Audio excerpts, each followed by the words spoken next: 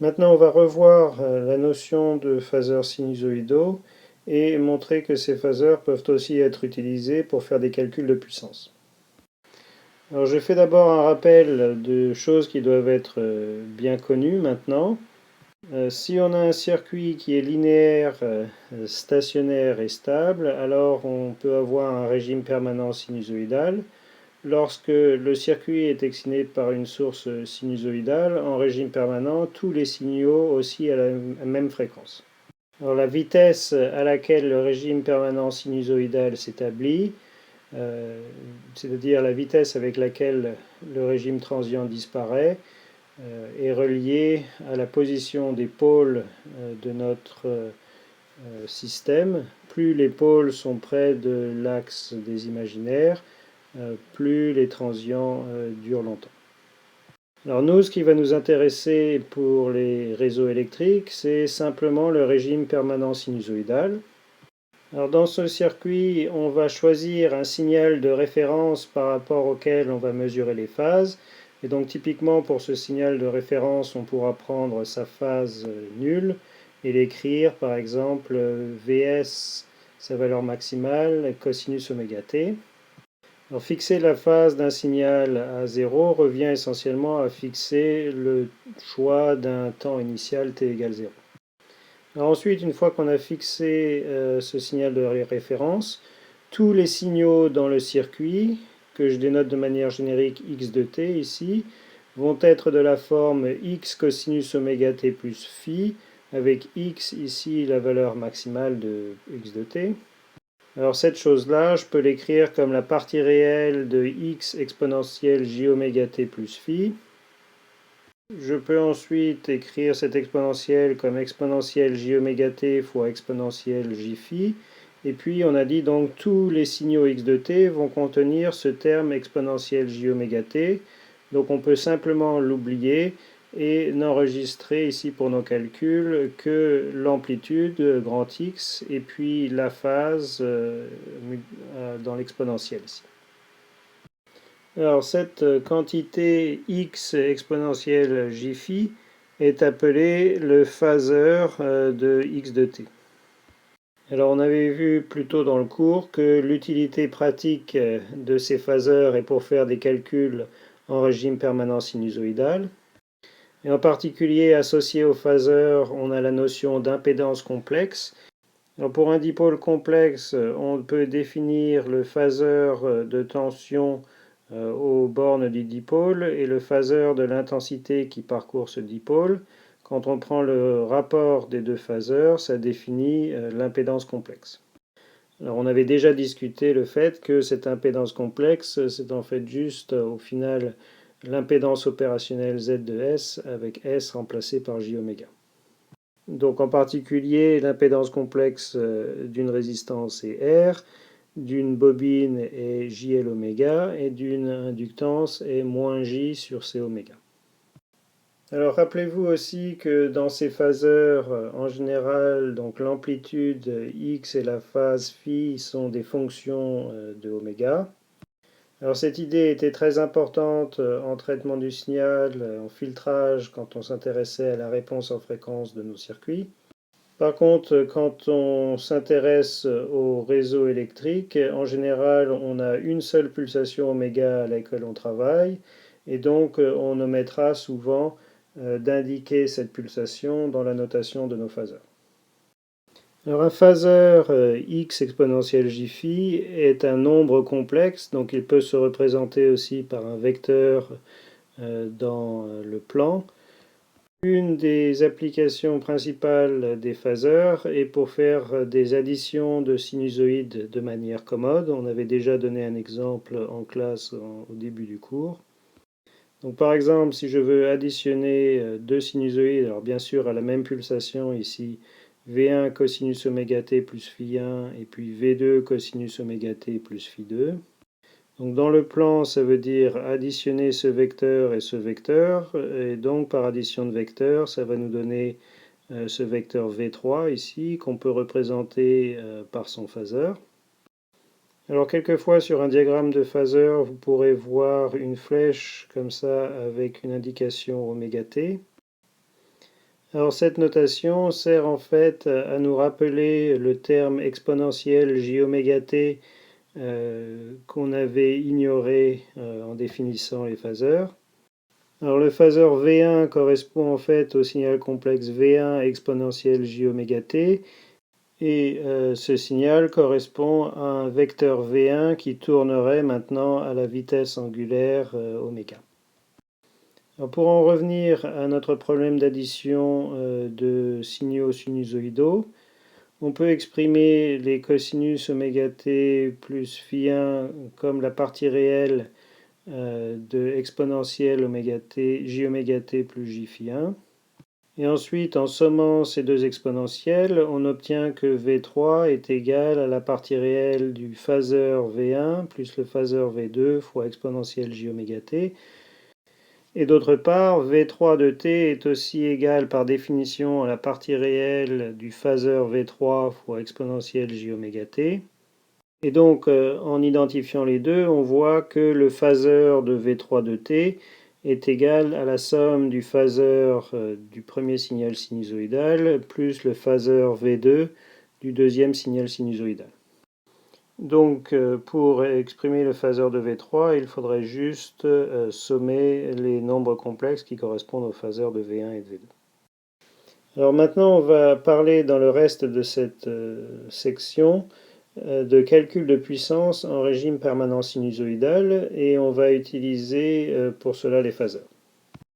Alors considérons ici un circuit avec une source sinusoïdale qui alimente un circuit dont on a dénoté l'impédance complexe Z. Alors ce circuit ici peut contenir plusieurs composants. Alors par définition, si je dénote V, le phaseur ici de la tension aux bornes de notre circuit, et puis I, le phaseur du courant qui traverse notre circuit, alors Z est égal à V sur I. Alors exprimons tout d'abord la puissance instantanée qui est fournie par la source à la charge et qui n'est autre que le produit de V de t fois I de t.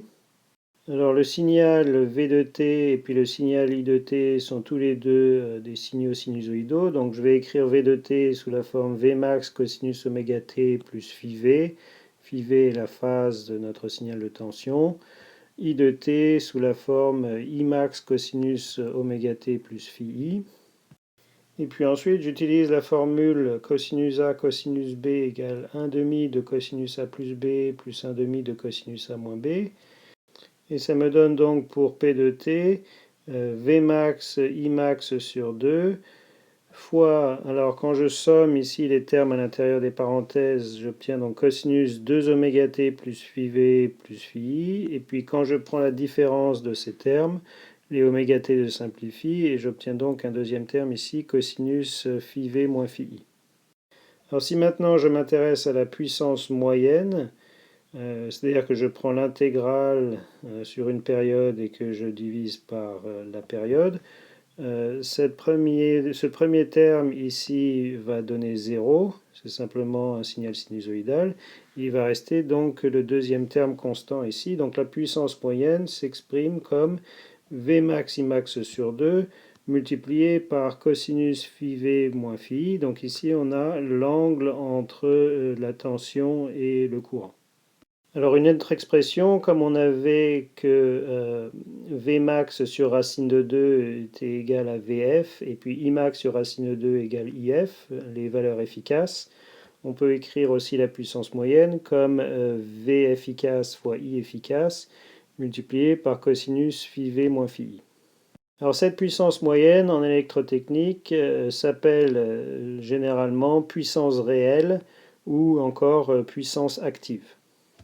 Le cosinus de l'angle entre la tension et la phase de l'intensité, donc cosinus phi V moins phi I, s'appelle le facteur de puissance. Et cette expression de la puissance moyenne nous amène aussi à définir une notation qui est quelquefois plus commode et que j'appellerai ici phaseur RMS ou efficace. Alors le phaseur efficace d'un signal, c'est simplement le phaseur standard divisé par racine de 2, et je le dénoterai ici avec un F. En d'autres termes, comme le phaseur standard était défini en fonction de l'amplitude maximale et de la phase, le phaseur efficace est égal à la valeur efficace multipliée par exponentielle J-phi. Alors notez avec ces définitions une expression particulièrement simple de la puissance moyenne qui peut s'exprimer comme la partie réelle du phaseur efficace de tension, Vf, multiplié par le complexe conjugué du phaseur efficace d'intensité, donc IF étoile. Alors en effet, le phaseur Vf, c'est simplement la valeur efficace exponentielle J phi V. IF étoile, c'est simplement la valeur efficace IF exponentielle moins J phi I. Et donc quand je multiplie les deux ici, j'obtiens bien une exponentielle J phi V moins phi I qui va me donner le cosinus phi V moins phi I quand je prends la partie réelle. Alors, maintenant qu'on a vu que la puissance moyenne ou puissance réelle pouvait s'exprimer comme la partie réelle du produit du phaseur VF fois IF étoile, ça nous amène à nous intéresser à cette quantité justement. Alors la puissance complexe, qu'on dénotera en général S, est définie justement comme le produit VF fois IF étoile, ou en termes de phaseur standard comme VI étoile sur 2. On peut écrire ça aussi comme Vmax Imax sur 2 exponentielle J phi V moins phi I, ou bien encore Vf IF exponentielle J phi V moins phi I. Alors par définition, la puissance moyenne qu'on a exprimée dans la diapositive précédente est juste la partie réelle de S. On s'exprime encore une fois comme Vf IF cosinus phi V moins phi I. Son unité, comme vous le savez, c'est le watt. On définit aussi la puissance réactive qu'on dénotera en général Q par la partie imaginaire de S. Donc Q peut aussi s'exprimer Vf IF fois sinus phi V moins phi I. Alors quand on exprimera Q, on n'utilisera pas comme unité le watt, mais on utilisera une unité spéciale qu'on appellera volt-ampère réactif. Alors notez que on aura une puissance réactive seulement si la charge est capacitive ou inductive, car seulement dans ce cas-là, phi V est différent de phi I. Donc cette puissance réactive n'est présente que quand il y a un échange d'énergie entre source et charge dû à la présence de bobines ou de condensateurs. Finalement, on définit aussi la puissance apparente qui est le module de la puissance complexe. Donc la puissance apparente peut s'exprimer comme Vf fois If, ou encore racine carrée de p carré plus q carré. Et pour la puissance apparente, on utilise aussi une unité spéciale qui n'est pas le watt, mais le volt-ampère. Alors ces différents types de puissance jouent différents rôles dans l'analyse d'un réseau électrique. Par exemple, si on cherche à avoir une borne sur la puissance instantanée maximale, on peut utiliser 2 fois le module de S, c'est-à-dire 2 fois la puissance apparente. Et donc la puissance apparente sert à dimensionner par exemple les équipements comme les transformateurs en fonction de la puissance instantanée maximale qui peut être tolérée. Alors la puissance complexe vérifie la propriété fondamentale suivante. Essentiellement, il n'y a pas de puissance complexe qui se crée à partir de rien, donc on peut dire que la somme des puissances complexes qui sont délivrées aux composants d'un circuit est nulle. Et dans cette définition, on inclut bien évidemment la puissance complexe délivrée aux sources, c'est-à-dire moins la puissance complexe fournie par les sources. Donc on peut écrire que la somme sur tous les composants de VK IK étoile divisé par 2, où là on utilise les phaseurs standards, est nulle. Et donc à partir de cette propriété, si je prends la partie réelle, j'obtiens que la somme des puissances moyennes ou actives ou réelles délivrées aux composants d'un circuit est 0. Et si je prends la partie imaginaire, j'obtiens que la somme des puissances réactives délivrées aux composants d'un circuit est 0.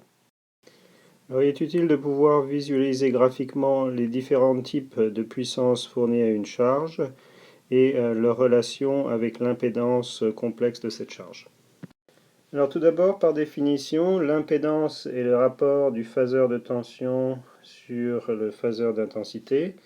Donc on peut écrire ça Vmax exponentielle J phi V divisé par Imax exponentielle J phi I.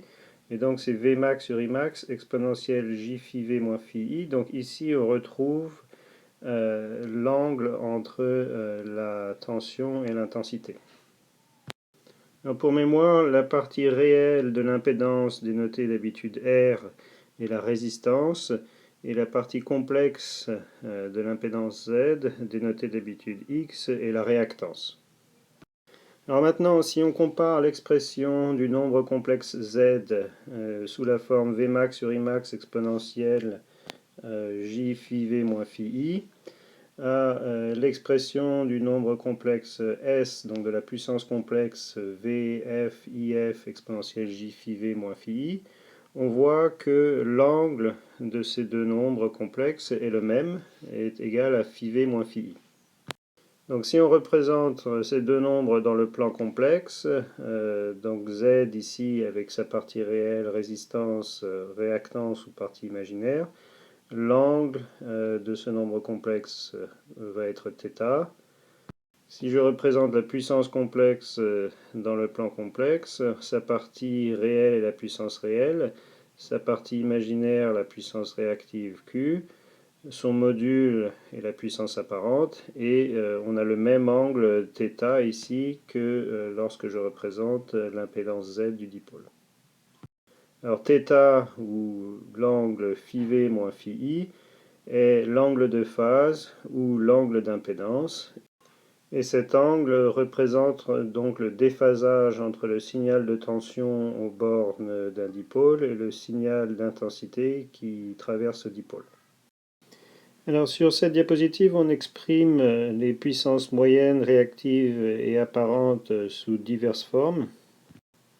Tout d'abord, pour continuer les rappels, si on considère l'admittance et sa décomposition en partie réelle et partie imaginaire, la partie réelle qu'on dénote d'habitude G est appelée conductance, la partie imaginaire qu'on dénote d'habitude B est appelée susceptance. Donc on a vu auparavant la définition de la puissance complexe S délivrée à un dipôle d'impédance Z qui s'écrit VI étoile sur 2 en utilisant les phaseurs standards. Alors ici ce qu'on veut faire c'est introduire d'autres expressions qui font intervenir l'impédance ou l'admittance. Donc V ici peut s'écrire ZI. Et on obtient donc pour la puissance complexe Z fois le module de I au carré divisé par 2. Alors maintenant le module du phaseur de I au carré divisé par 2 n'est autre que la valeur efficace de I au carré. Et donc on a une expression de la puissance complexe S de la forme I efficace au carré multiplié par R plus JX. Alors à la place de l'impédance, on pourrait utiliser l'admittance dans l'expression de S. Donc pour ça, on repart de VI étoile sur 2 et on écrit I égale YV. Donc on obtient que S est égal à Y étoile module de V au carré divisé par 2, c'est-à-dire Y étoile fois la valeur efficace de V au carré. Alors avec y égale g plus jb, y étoile est égal à g moins jb ici. Et maintenant, à partir de ces expressions, on peut prendre la partie réelle, imaginaire et le module pour obtenir les expressions de la puissance moyenne, réactive et apparente. Donc en prenant la partie réelle de S, on obtient que la puissance moyenne peut s'exprimer aussi sous la forme R I carré efficace. Ou encore, en regardant la deuxième expression ici, G fois V efficace au carré. Si on prend la partie imaginaire, dans la première expression, ici, on obtient que la puissance réactive s'écrit de la forme réactance multipliée par la valeur efficace de I au carré, ou encore moins la susceptance multipliée par la valeur efficace de la tension au carré. Et enfin, en prenant le module de S, la puissance apparente s'exprime comme la valeur efficace de I au carré multipliée par racine de R2 plus X2, ou bien la valeur efficace de V au carré multipliée par la racine de G2 plus B2. Alors, dans le premier cas, cette racine ici est le module de Z. Dans le deuxième cas, la racine ici est le module de Y.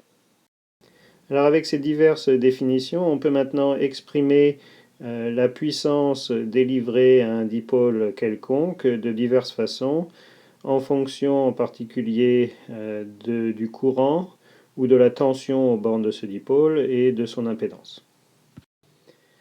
Alors premièrement, pour une résistance, son impédance est réelle, c'est simplement une résistance R, son angle est 0. C'est-à-dire que la différence de phase que j'avais noté θ dans une diapositive précédente entre la tension aux bornes de ce dipôle et le courant qui traverse le dipôle est 0. En conséquence, c'est la même chose pour la puissance complexe. Donc la puissance complexe est purement réelle. La résistance ne consomme que de la puissance réelle et cette puissance s'écrit de la manière que vous connaissez déjà. La valeur efficace de V au carré divisé par R. La puissance réactive délivrée à la résistance est 0. Alors ces formules sont des cas particuliers des expressions qui ont été obtenues à la diapositive précédente. En tout cas, on en conclut qu'une résistance consomme seulement de la puissance active et pas de puissance réactive. Aussi, on dit qu'elle consomme de la puissance active parce que l'expression P de la puissance moyenne ici montre qu'elle est toujours positive. Alors regardons maintenant une bobine. Donc son impédance complexe s'écrit J oméga L.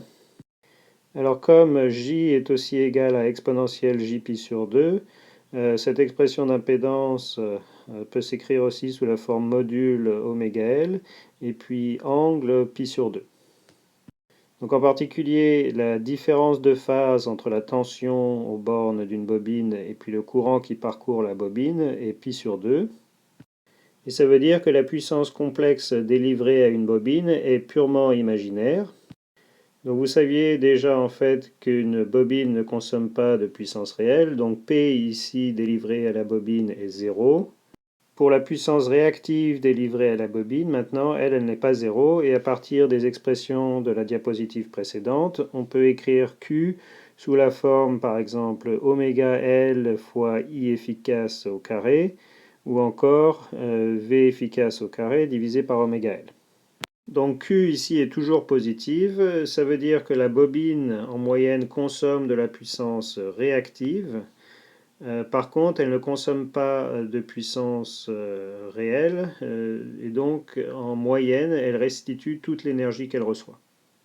Donc on voit en particulier que cette notion de puissance réactive Q caractérise les composants qui échangent de l'énergie avec le reste du circuit au lieu de consommer cette énergie. Regardons maintenant la puissance délivrée à un condensateur. Son impédance s'écrit 1 sur JC oméga. Alors 1 sur J, c'est exponentielle moins Jπ sur 2. Donc ça peut s'écrire aussi sous la forme module 1 sur C oméga, et puis angle moins π sur 2. Donc la phase du signal de tension aux bornes du condensateur, moins la phase du signal d'intensité qui parcourt le condensateur, est égal à moins π sur 2. Et comme ce moins π sur 2 est aussi l'angle de la puissance complexe, on en déduit immédiatement que la puissance complexe est encore une fois purement imaginaire. Donc vous retrouvez ce que vous saviez déjà, à savoir qu'un condensateur ne reçoit pas de puissance active ou réelle. Et puis pour la puissance réactive Q, à partir des expressions de la diapositive précédente, on peut l'écrire par exemple moins oméga C fois V efficace au carré. Donc, comme P égale 0, on dit que le condensateur restitue toute l'énergie qu'il reçoit en moyenne. Et comme Q est négative ici, à l'inverse de la bobine pour laquelle Q est positif, donc avec Q négatif, on dit que le condensateur produit en moyenne de la puissance réactive. Alors maintenant, pour des dipôles plus complexes formés de composants élémentaires, on aura en général une puissance active et une puissance réactive délivrées à ce dipôle. Donc si par exemple on regarde un dipôle formé d'une résistance et d'une bobine en série, son impédance est R plus JL oméga. Donc l'angle d'impédance ou l'angle de phase de ce dipôle est arctangente de L oméga sur R. Cet angle est toujours positif. Et puis des expressions précédentes, on en déduit que la puissance délivrée à ce dipôle contient une partie réelle, RI efficace au carré, et puis une partie imaginaire, soit une puissance réactive de oméga L I efficace au carré. Donc bien sûr, la partie résistive consomme de la puissance réelle. La partie inductive, ici, consomme de la puissance réactive. Finalement, pour un dernier exemple, regardons la puissance délivrée à un dipôle formé d'une résistance et d'un condensateur en parallèle. Donc dans ce cas-là, il est plus pratique d'utiliser les admittances. L'admittance s'écrit G, la conductance de la résistance, plus JC oméga. Alors l'angle du nombre complexe Y est arctangente de C oméga sur G, mais l'angle de phase, lui, est l'angle de l'impédance Z, et comme Z égale 1 sur Y, l'angle de phase est égal à moins l'angle de Y. Donc on obtient un angle de phase, ou un angle d'impédance, θ, égal à moins arctangente de C oméga sur G. Et à partir des expressions précédentes, on voit que ce dipôle consomme de la puissance réelle, G fois V efficace au carré, et produit de la puissance réactive, moins oméga C V efficace au carré. Donc bien sûr, c'est la résistance qui consomme la puissance réelle et le condensateur qui produit la puissance réactive.